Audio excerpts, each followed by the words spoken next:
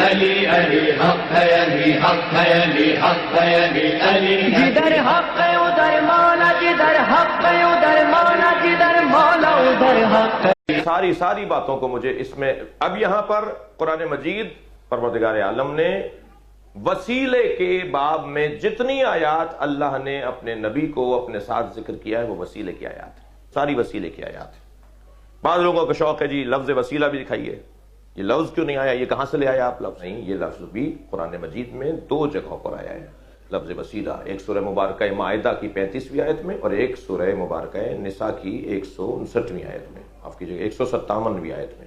پروردگار عالم ارشاد فرما رہا ہے اس آیت میں جو میں روزانہ پڑھ رہا ہوں وہ آپ نے سنا، وابتغوا الیہ الوسیلہ، لفظ وسیلہ قرآن مجید کے اندر اس آیت میں آیا ہے، اور سورہ نساء کے اندر کیا آیا؟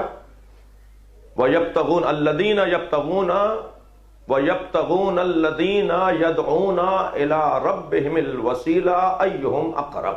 ان لوگوں نے ان لوگوں سے کہا کہ تم انہیں کیوں پکارتے ہو؟ صلوات پڑھیں ذرا محمد۔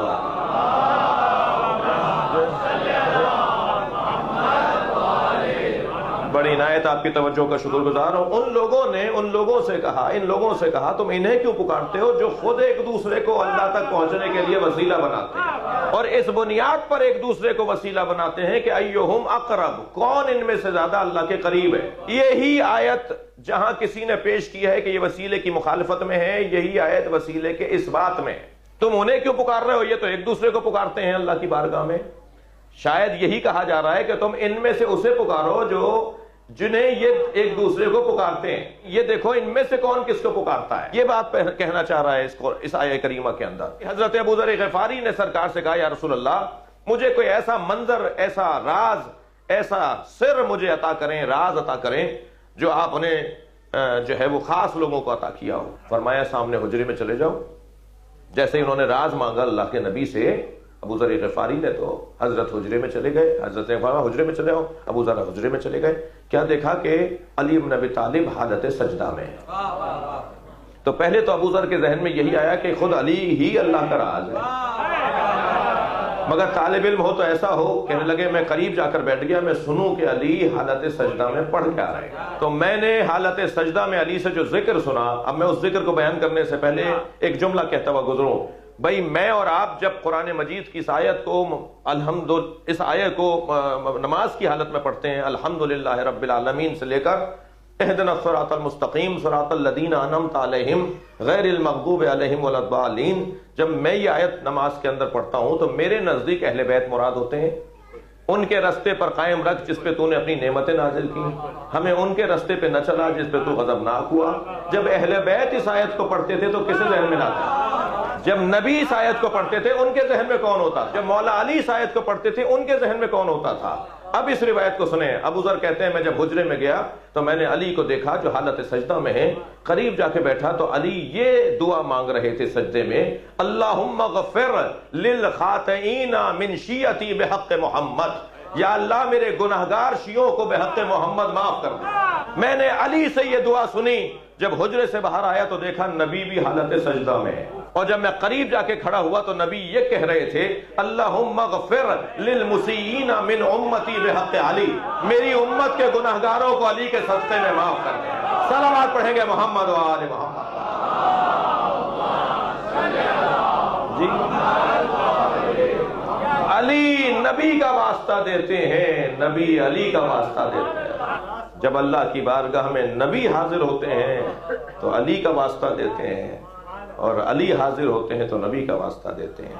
اور تمام ائمہ جب اللہ کی بارگاہ میں اپنی حاجت کو لے جاتے ہیں تو وسیلہ جناب زہرا کو بناتے ہیں۔ تمام ائمہ کے لیے توسل اور وسیلہ بے عنوان وسیلہ جناب زہرا کی ذات ہے۔ میرے مولا فرماتے ہیں نحنو حجج اللہ علیکم، 11ویں امام فرما رہے ہیں ہم تم پر اللہ کی حجتیں، وجدتنا فاطمہ حجت اللہ علینا، اور ہماری جدہ فاطمہ ہم اماموں پر اللہ کی حجت۔ جب یہ اللہ کو واسطہ دیتے ہیں تو جناب زہرا کا واسطہ دیتے ہیں۔ اللہ اکبر۔ لہذا قرآن مجید کے اندر توسل کی آیات میں یہ 2 آیات لفظ وسیلے کے ساتھ ہیں۔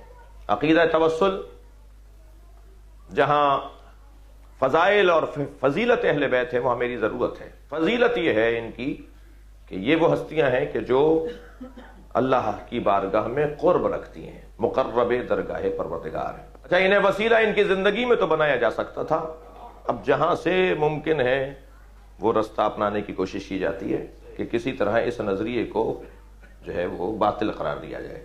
کہ یہ آیات ان کی زندگی کے بارے میں ہیں، ان کی رحلت کے بعد ان آیات پر عمل نہیں ہو سکتا۔ تو میں نے تو ایک صاحب سے کہا، میں نے کہا پھر 2000 سے زیادہ آیات سے ہاتھ اٹھانا پڑے گا اگر یہ کہہ کر کہ یہ آیت تو ان کے زمانے کی ہے، یہ آیت تو ان کے حالات سے متعلق ہے۔ 2000 سے زیادہ آیات ہیں جو قرآن مجید سے حذف کرنا پڑیں گی۔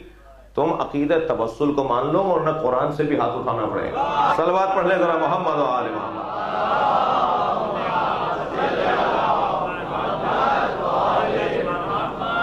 اللہ نے اس گھرانے کو عظمت عطا کی ہے، ان ہستیوں کو اللہ نے عظمت عطا کی ہے۔ علی علی حق ہے، علی حق ہے، علی حق ہے، علی علی جدھر حق ہے ادھر مولا، جدھر حق ہے